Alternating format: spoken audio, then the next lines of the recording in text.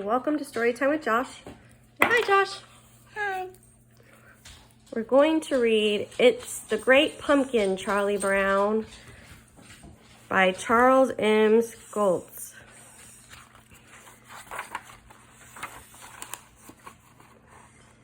Charlie Brown was raking leaves. Lucy was holding a football, and Linus was inspecting the pumpkin patch. It could only mean one thing. Halloween was almost here. Actually, Halloween's almost here now. Back inside, Linus started writing his yearly letter to the Great Pumpkin.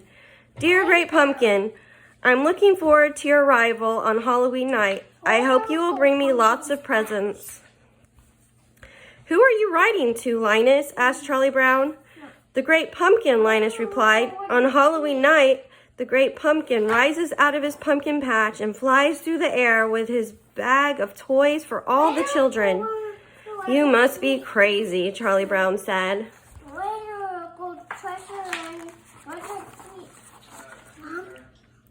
The rest of the Peanut Gang thought that Linus was crazy too, but Charlie Brown's little sister Sally was very interested in the Great Pumpkin and in Linus.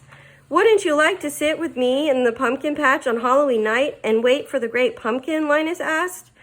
Oh, I'd love to, Linus, replied Sally, batting her eyes. When the mail came, there was a surprise for Charlie Brown. I got an invitation to a Halloween party, he exclaimed. Is the invitation to Violet's party? Asked Lucy. If you got an invitation, it was a mistake.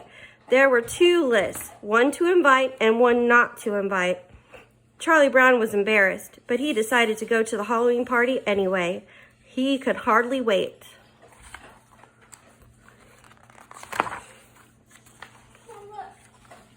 On Halloween night, Charlie Brown met up with his friends. Lucy wore a witch mask. Charlie Brown's ghost costume looked a little funny. It was covered in big black eye holes because he'd gotten a little carried away with the scissors. Just then, Snoopy passed by wearing a long red scarf, goggles, and an aviator hat.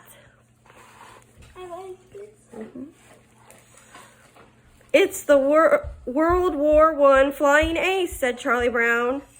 Now I've heard everything, Lucy sighed.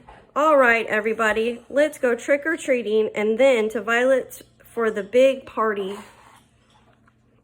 But the World War I flying ace ignored her. He had to go on an important mission.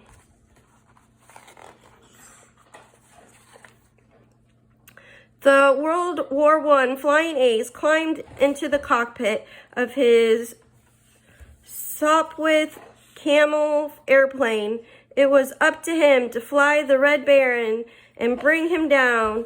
He flew through the sky, firing at his targets. Suddenly, the Sopwith Camel was hit. The plane started smoking and spiraling through the air. It landed with a loud crash. Now, the World War I flying ace would have to continue his mission on foot. He crept through the French countryside, slinking through the bushes and wading through a lake.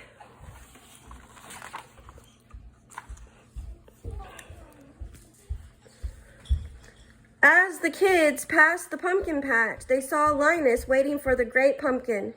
You blockhead, you're going to miss all the fun, just like last year, Lucy groaned. Sally was torn. Should she go trick-or-treating or wait for the Great Pumpkin with Linus?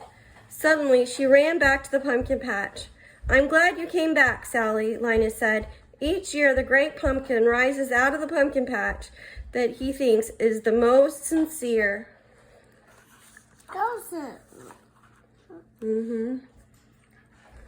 At the first house they reached, everyone yelled, "Trick or treat! Money or eat!" Then they compared their haul. I got 5 pieces of candy, yelled Lucy. I got a chocolate bar, Violet cried. I got a quarter, Patty said happily. Charlie Brown peered into his bag. I got a rock. And that was what happened at every single house. While the rest of the friends got treats like candy bars, cookies, gum, and popcorn balls, Charlie Brown's bag filled up with rocks. Rocks are disgusting. Come on, let's get going, Lucy said in a bossy voice. It's time for the Halloween party. As the kids passed the pumpkin patch again, they laughed at Linus and Sally.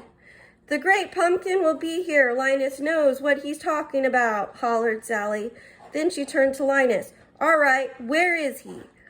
He'll be here, Linus promised. I hope so, Sally replied grumpily. Just think of all the fun we're missing.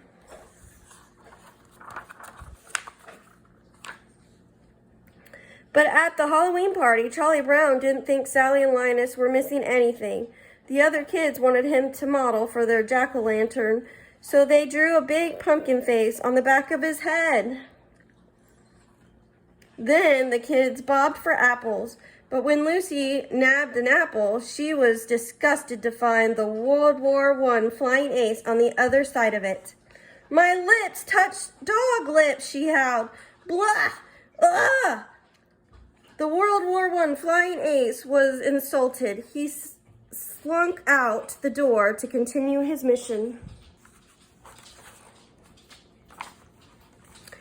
If anyone had told me I'd be waiting in a pumpkin patch on Halloween night, I'd have said they were crazy, Sally grumbled.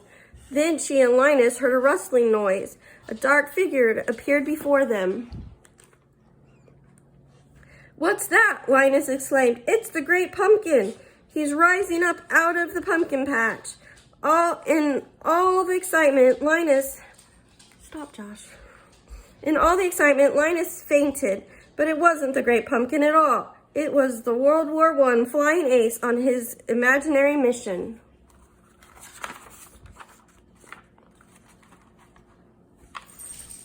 What happened? Did he leave us any toys? Linus asked as he sat up. Sally was furious. I was robbed, she yelled. Halloween is over and I've missed it. She stormed out of the pumpkin patch, leaving Linus alone to wait for the great pumpkin. In the middle of the night, Lucy woke up and realized Linus was still waiting for the great pumpkin. She found Tim asleep, shivering under his blanket. Lucy brought her brother home and tucked him into bed.